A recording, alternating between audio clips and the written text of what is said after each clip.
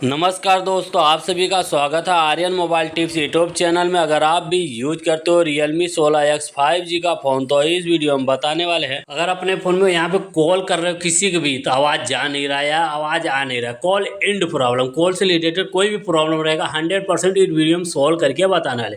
तो phone dollar पे escape करके रखना, जिससे आप कॉल करते हो वो स्केप करके रखोगे। फर्स्ट पे ऐप इन्फो का ऑप्शन मिलेगा, इस पर आप क्लिक करिए। क्लिक करने के बाद आपके सामने ऐसा इंटरफेस होगा।